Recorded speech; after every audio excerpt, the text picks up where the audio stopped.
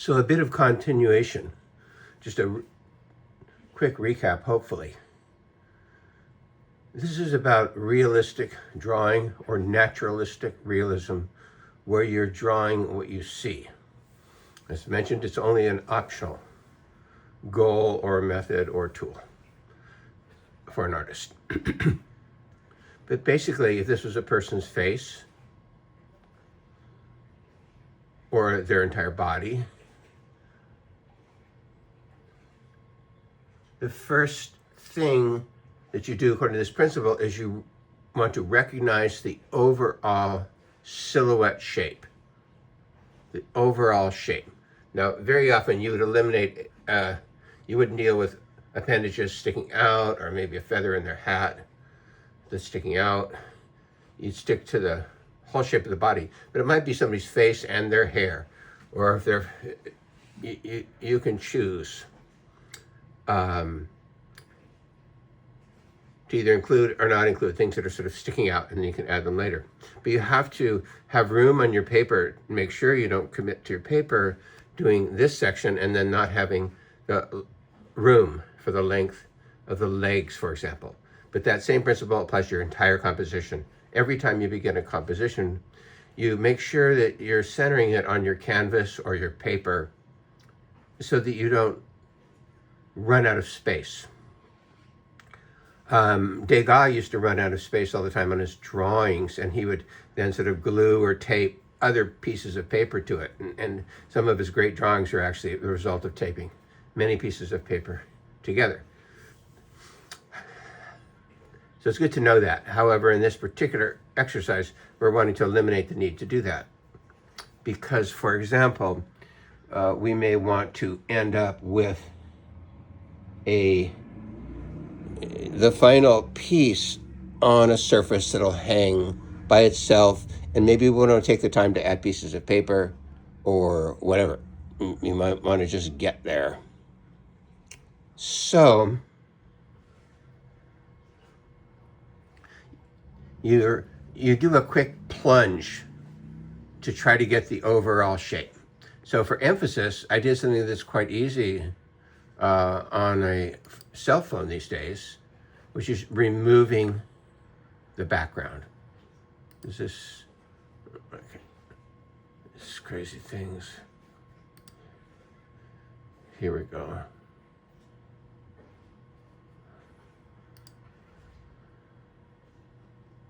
So, but that's not necessary. This is really emphasizing for your mind what you're going to be doing in your mind. You want to do it on your cell phone of a photograph or on your computer. Normally you select, they call it select the subject. On a computer, traditionally in the Photoshop, you would then have to click inverse because you want to select the background, and then you'd erase the background. How people do it on their phones is probably a 12-year-old knows, and I don't know exactly, because I don't use the phone that way. And in a way, ultimately, what you want also in your mind is you're looking for that silhouette form. I guess a way to show you conceivably is also, because we were talking about it, I don't know if it's going to be that possible right now. I was going to remove or shorten the legs, but my toolbar's floating around somewhere, not this toolbar, but a different one. So I don't want to do that. So you recognize it overall shape, and then you kind of jump into it by you commit. And it's almost like you're drawing a cloud, an abstract form. You really don't want to think about it being a head, a beak, and all that sort of things, particularly with a human face. You want to deal with it as an abstraction. A good example is, let's say you needed a school assignment in 5th grade is to draw a map of Australia. So you've got the map in front of you, and then you're going to draw that basically abstract form of the island or continent or subcontinent or archipelago of Australia. Same thing with the state of California, or pick a state we don't know the shape of as well. in the middle of the country or something. When you're drawing the shape of a state, it's basically an abstract form, and then you're needing to get all its characteristics to get it right. So you keep correcting. So basically, that's the first procedure, is you'll do your best shot, and then you'll start going in and you will start checking things like the overall width. Notice I'm not using the inches. You just need a length. Usually you use the end of a brush handle. You want to check, let's say, your width with your height. And you have to pick some arbitrary point. Like maybe I'll pick this spot here. Or I can pick this indentation. It looks to me like there's going to be that the height contains 1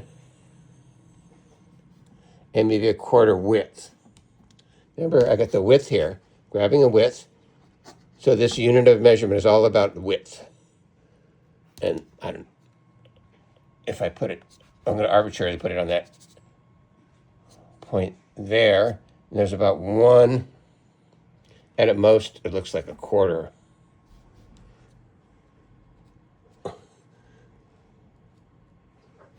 Hold on. 1. Now I have to remember the point, this point, to put the bottom right there. And so it's about 1 1/4 widths. So 1 1/4 widths is in the height. And that's if I was actually looking at the bird. And when I do my drawing, I'm going to be correcting it. So here, this is why people are holding their paint brushes out all the time when they're painting in the field, is they're doing a measurement of the actual object, the width versus the height, 1 and maybe about 1/3, as they're checking the height and width. And then they correct. And when they correct, they're going to make a choice. At a certain point, you're going to choose what's going to be your absolute standard. That might be that width. That will be your standard measurement throughout the entire drawing. And then second to that will be the height that you'll base on that width. 1 1/4 widths equals the height. Then you'll figure out like how many, like the measurement from the bottom of the beak to the top of the head is a one area, and the other way is, let's say if you want to call that a point in a neck, you could take this point here. So the whole thing is all about your thumb picking that point.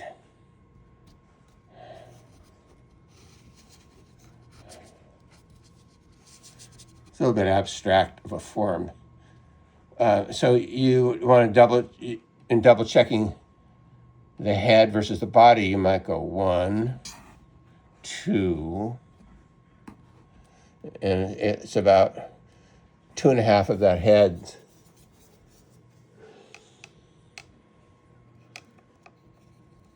Going from that arbitrary point that I picked. Sorry about this. 1,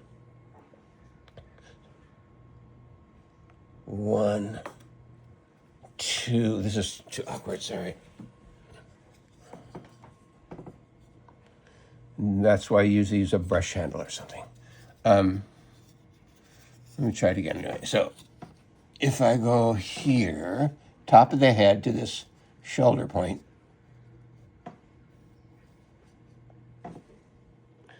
my finger is at the top of the head, and this is supposed to be at that shoulder point. Then you have to decide if you're going to count the head here as I do this next measurement. So let's pretend we're going to count the entire head versus the body. So there's 1 length, 2 length, about 3 lengths. So there's 3 of these in the body. So when you do your initial form, maybe you want to know, gosh, do I have the head big enough, or is it too squat, or whatever? So then you check your drawing, and we decided to go to that point there, and the top. So the top is here, and that point's there. So how did we do it? We went 1. You have to remember where you're putting your measure. 2, 3.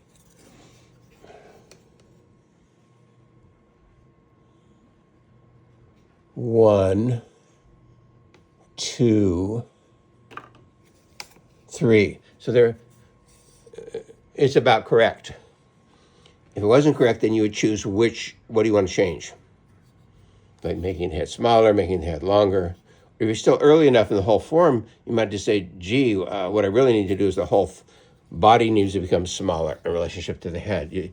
You still might be at a point where you're willing to change the entire shape.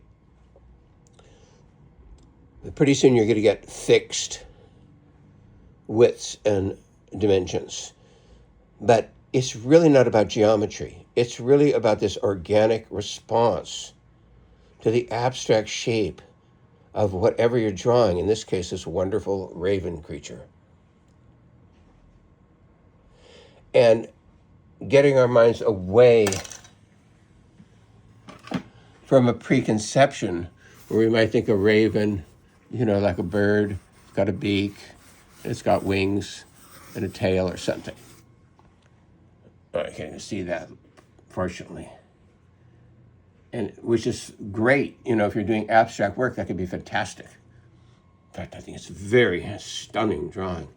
But even for doing those forms, this discipline, it's teaching your mind's eye, mind being, to respond to the whole form as it actually is, rather than an abstraction of that form. Maybe a better example is if we think of a human is like 2 eyes and a nose and a mouth. I'm overly abstracting. But if we want to get to where we're doing this sort of naturalistic realism stuff, then we're going to have to see it differently. And even in a certain sense, if we're going abstract or semi-abstracted like that, again, the same principles apply, because you can choose how far you go with this dynamic.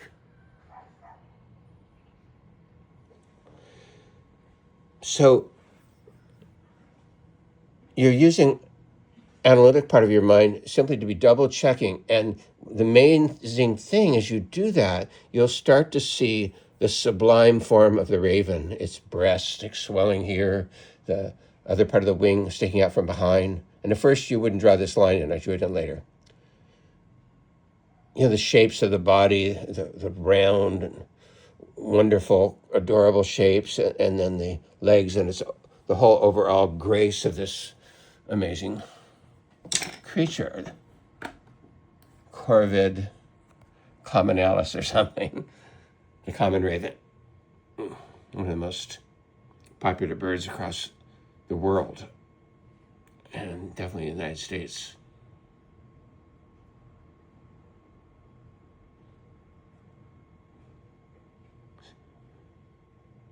So, there's a lot more. I just thought I would talk about this stage. Then there's going to be separate stages where you go in and correct things and add things.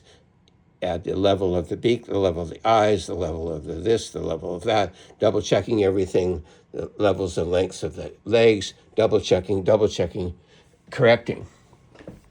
And you have that wonderful ability, both in pencil, but you actually have it even more in oil painting. Because in oil painting, this would be a canvas. And the first stage of the painting the canvas is you brush linseed oil across the whole canvas, let it soak in, and then wipe it off within 5 to 10 minutes. You wipe it off, meaning that canvas fibers are saturated with the oil. Like here's a canvas I had prepared where at a certain time I used to go for this eggshell-like finish by putting layer and layer after gesso and special ground. And later I decided that was actually not ideal for my objectives. And these are methods, by the way, I taught to all those who are interested, and this is a tool, the members of the art project in Skid Row. And for this objective, if it's something that is important to the artist, it's amazing. This happens to be by Magdalena Astrid-Dahlin. And her sketches, which were wonderful, that she did before taking any of these structured lessons, were amazing. But then she took this to a point of extreme realism using the methods. I have it here. And see, there's just a part of one of her drawings that she did, this totally realistic, amazing drawing of Cecilia Bartoli, the opera singer. And it just so happened that I took another one of her pieces, an etching, where she did this etching, worked on an etching plate of a local neighbor of ours, Sonia. So I always call that the Cecilia Sonia piece. I spliced them together, so I'll take a little credit.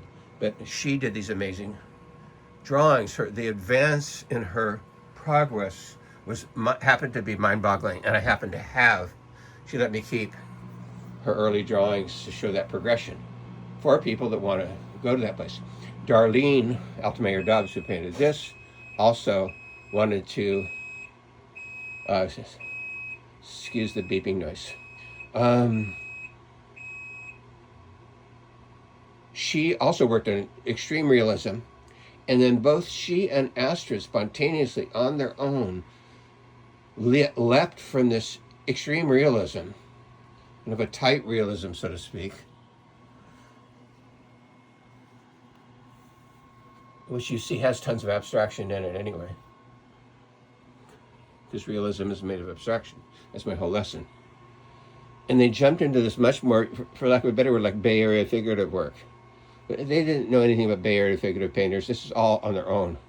It was kind of cool because I'd say, oh, that looks like a Diebenkorn or something. And you know, they have no idea. I might as well say that looks like, I don't know, Sailor Bob or something. They didn't know who Diebenkorn was. So this is this magnificent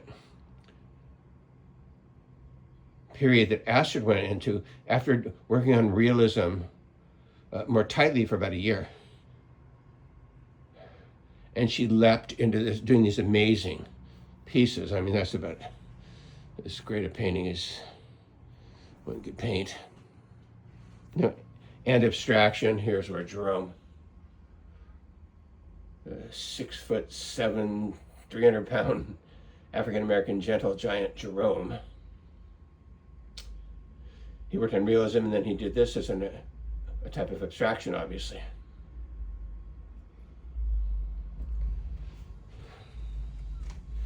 I'm doing this sort of walking tour. Here's my mom's painting. She did it after Van Gogh. Van Gogh did it after Delacroix. Delacroix did it after a part of a El Greco painting.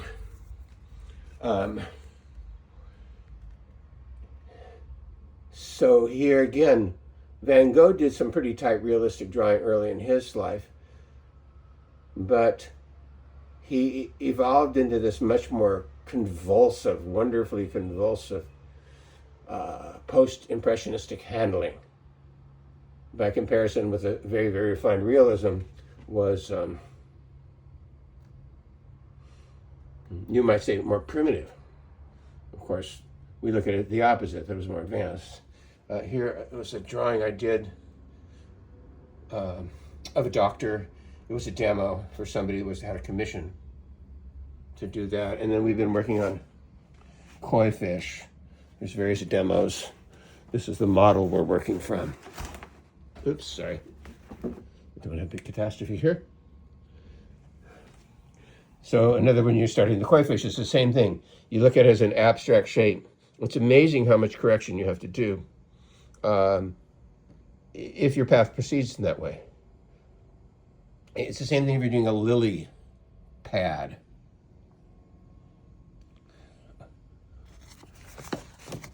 Or a drop of water.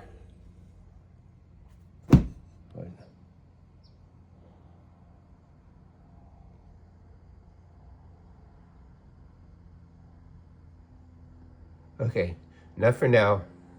To be continued.